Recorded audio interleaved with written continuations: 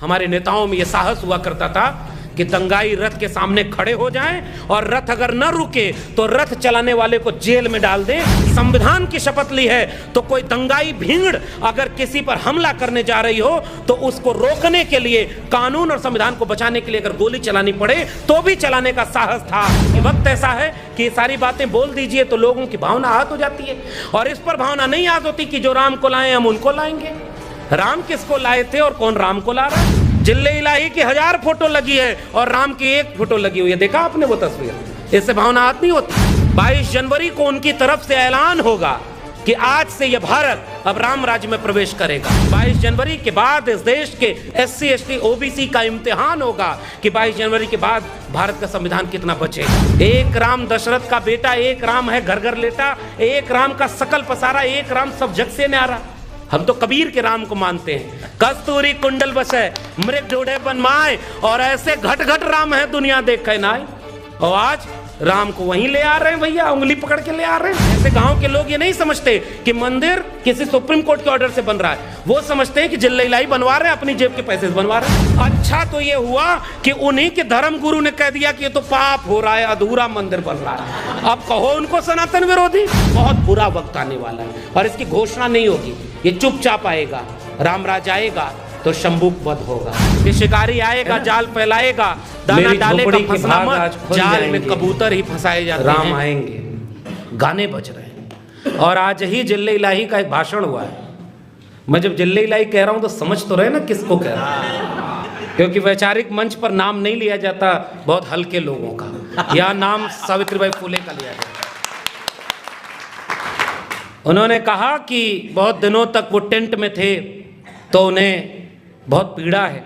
काश बचपन में मैं भी ऐसे टेंट के घर में रह पाता।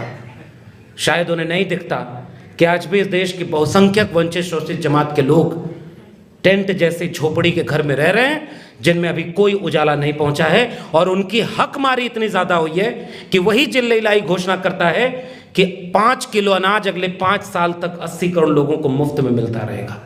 यह है अमृतकाल का भारत। सपने दिखाए गए थे कि 2 करोड़ रोजगार मिलेगा, सपने दिखाए गए थे कि 15 लाख हर अकाउंट में आएंगे, सपने दिखाए गए थे कि 100 स्मार्ट सिटी स्मार्ट गांव बनेंगे, सपने दिखाए गए थे कि पढ़ेगा इंडिया तो आगे बढ़ेगा इंडिया। और हकीकत यह है कि अब चुने हुए नेताओं का काम अब रह गया है कि धार्मिक स्थलों का उद्घाटन करें। आज का सबसे बड़ा एजेंडा इस देश का क्या है कि मंदिर बन गया और वहीं बन गया, राम राज्य आ रहा है। और राम राज्य में एक लक्ष्मण यहां खड़ा होकर पूछ रहा है कि वंचितों और शोषितों की जगह कहां है। यह विडंबना और विरोधाभास है। हम जानते हैं कि राम राज्य लोकतंत्र नहीं था। हम चाहते हैं कि इस देश में कोई राज हो तो वह संविधान का राज हो और दूसरा कोई राज नहीं। उस संविधान ने सबको बराबर का हक दिया। उस संविधान ने यह हक दिया कि जिसे मंदिर बनाना है, मंदिर बनाने वाले, मंदिर में आस्था रखने वाले मंदिर बनाए और उसका कार्यक्रम करें। मस्जिद बनाने वाले उसका काम करें, चर्च और गुरुद्वारे वाले अपने धर्म का प्रचार करें। यह संविधान इसकी इजाजत देता है। लेकिन जनता का वोट लेकर के सत्ता पाने वाले स्कूल कॉलेज विश्वविद्यालय बनाए, इसके लिए भारत का संविधान लिखा गया था। और वो लोग केवल धार्मिक काम कर रहे हैं और उनकी बिकी हुई मीडिया दिल्ली विश्वविद्यालय के इन प्रोफेसरों के किस्से को नहीं कहेगी कि एक विश्वविद्यालय के प्रोफेसर आज किस स्थिति में खड़े हुए हैं। और आज OBC महासभा का कार्यक्रम है। जिस व्यक्ति ने गुजरात का मुख्यमंत्री रहते हुए कभी अपनी जाति नहीं बताई थी, और जब उसे प्रधानमंत्री बनना हुआ तो उसने कहा कि मैं OBC मां का बेटा हूं। और जब 2019 आया तो उसने कहा कि मैं तो अति पिछड़ी मां का बेटा हूं। और जब इस देश के लोगों ने कहा कि आप OBC हो तो एक अच्छा काम करा लो, इतिहास में तुम भी अमर हो जाओ कि जाति जनगणना करा लो, अचानक बोला कि जाति तो होती ही नहीं है। यह है इस देश की हकीकत। और अपने आप वो समझ में आ गया। और मैं तो चूंकि विषय महिलाओं से जुड़ा हुआ है और हम जानते हैं कि जिस महिला आरक्षण की बात होती है, इस देश में अपमान किया गया, इसलिए जातियां जिंदा हैं और अब सम्मान की लड़ाई लड़ना चाहती हैं।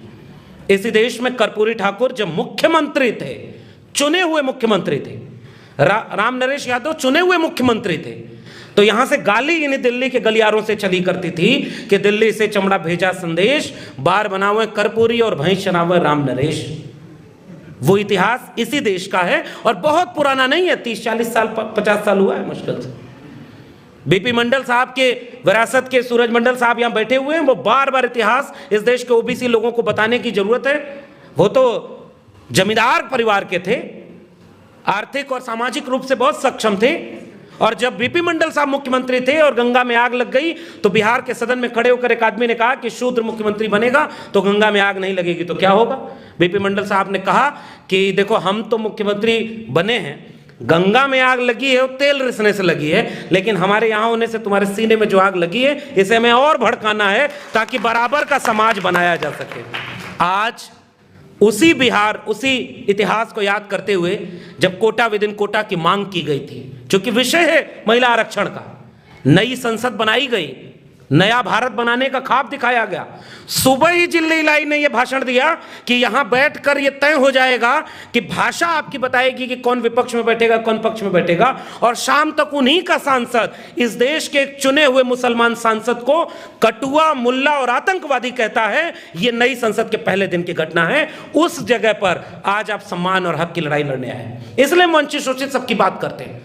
ज्योतिबा फूले और सावित्रीबाई फूले को उनके पिता ने जब घर से निकाला कि स्कूल खोलना और बच्चों को शिक्षा देना धर्म विरोधी काम है, इसलिए घर से निकल जाओ, अपना घर का आंगन खोल दिया था। उसका नाम था उस्मान शेख और उनकी बहन थी फातिमा शेख। उन दोनों ने मिलकर के शिक्षा की ज्योति जलाई थी। यह है सोशल जस्टिस का आइडिया।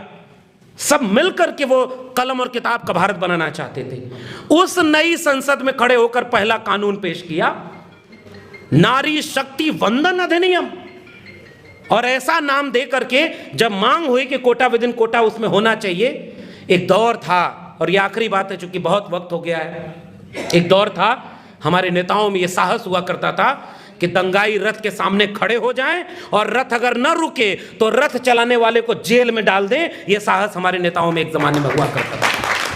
हमारे नेताओं में एक जमाने में यह साहस था कि अगर उत्तर प्रदेश के मुख्यमंत्री हैं और मुख्यमंत्री ने कानून की राजशाह की शपथ ली है, संविधान की शपथ ली है, तो कोई दंगाई भीड़ अगर किसी पर हमला करने जा रही हो तो उसको रोकने के लिए, कानून और संविधान को बचाने के लिए अगर गोली चलानी पड़े तो भी चलाने का साहस था। और इन रथ रोकने वाले और गोली चलाने वाले को कभी जेल नहीं हुई। और जो दूसरे मुख्यमंत्री बने वो ओबीसी समाज के थे और उन्होंने शपथ पत्र दिया था संसद में, सुप्रीम कोर्ट में, कि हम विवादित ढांचे पर कोई भी कुछ भी होने नहीं देंगे, और उनके रहते वो हुआ। उन्हें एक दिन की जेल भी होनी पड़ी थी। कानून का राज कहां था और कानून के खिलाफ कौन था।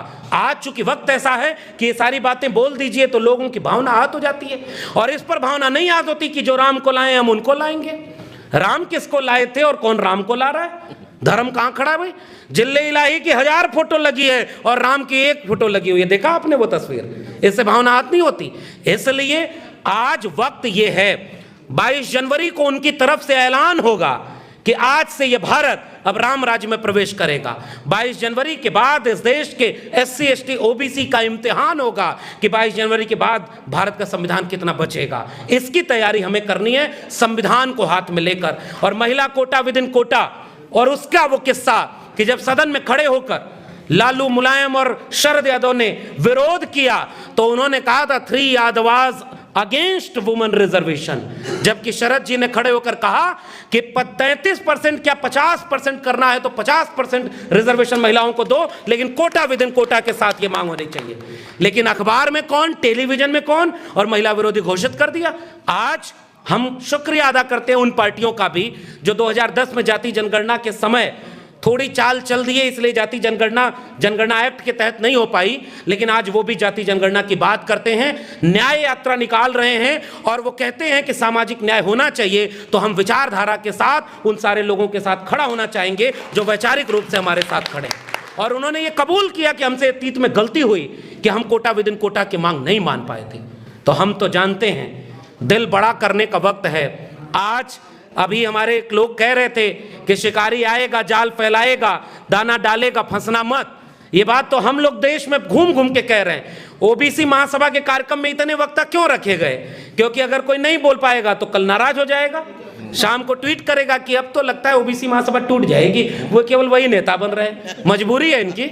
जो नहीं भाषण दे पाएगा वो नहीं कर पाएगा, और जो मैं भाषण दे लिया तो मैं निकल के कहूंगा बड़ा अच्छा कार्यक्रम था। इससे उबरना होगा। नाक बड़ी हो गई हमारी, दिल छोटा हो गया, और इसीलिए वो जो दुश्मन के लोग, वैचारिक दुश्मन लोग हैं, वो हमें आपस में लड़ा लेते हैं। ओबीसी का हक कौन मार गया? इन्होंने खा लिया।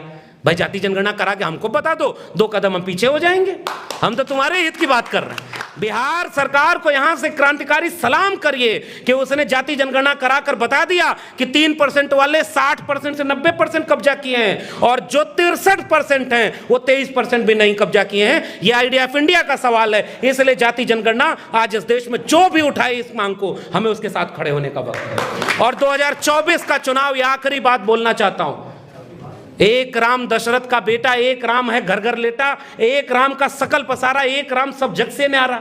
हम तो कबीर के राम को मानते हैं। कस्तूरी कुंडल बसे मृग ढूढ़े बनमाए, और ऐसे घट घट राम है दुनिया देखे नाय। और आज राम को वहीं ले आ रहे हैं भैया, उंगली पकड़ के ले आ रहे हैं। इसलिए हम वो नहीं मानते, हम कबीर को मानते हैं, रविदास को मानते हैं, हम बुद्ध को मानेंगे। और फूले अम्बेडकर पेरियार के साथ ये ऐलान करना चाहते हैं, क्योंकि हम न्याय के पक्ष में हैं। कोटा विद इन कोटा के साथ महिला आरक्षण आज ही लागू हो, इसकी लड़ाई लड़नी चाहिए। जिल्लई ने जो घोषणा की है वो 2029 में नहीं, 34 के बाद भी लागू नहीं हो पाएगा ऐसा महिला कोटा विधि। लेकिन गांव के लोग तो समझेंगे नहीं। जैसे गांव के लोग ये नहीं समझते कि मंदिर किसी सुप्रीम कोर्ट के ऑर्डर से बन रहा है, वो समझते हैं कि जिल्लई बनवा रहे हैं, अपनी जेब के पैसे से बनवा रहे हैं, और निमंत्रण भी वही बांट रहे हैं। नहीं जाओगे तो तुमको देशद्रोही कर देंगे। अच्छा तो ये हुआ कि उन्हीं के धर्म गुरु ने कह दिया कि ये तो पाप हो रहा है, अधूरा मंदिर बन रहा है। अब कहो उनको सनातन विरोधी। तुमने इस देश के दलितों, पिछड़ों, आदिवासियों को हर कदम पर धर्म विरोधी कह के उनको अपमानित किया। देखिए, धर्म का काम करने वाले जोर से बोलते हैं, उनके सामने कैमरा माइक लाइव चल रहा है। अयोध्या में सब टेलीविजन चैनल का वहां पर सेंटर खुल गया है, रोज दिन रात अयोध्या दिखाई जा रही है। लेकिन इस देश में शिक्षा की मांग करने वाले लोगों की लड़ाई को कोई लड़ना नहीं चाहता। इसलिए कई बार हमारे लोगों को भी लगता है कि अब तो एक ही तरह का नैरेटिव है। लेकिन हम लोग इस मंच से कहते रहेंगे, शिकारी आएगा, जाल फैलाएगा, दाना डालेगा, लेकिन चिड़ियों फंसना मत। मगर एक बात और याद रखिएगा, जाल में कबूतर ही फंसाए जाते हैं, बाज नहीं फंसते। इसलिए अगर ताकत का एहसास हो कि आपको अगर आबादी ज़्यादा है तो जिम्मेदारी भी ज़्यादा है।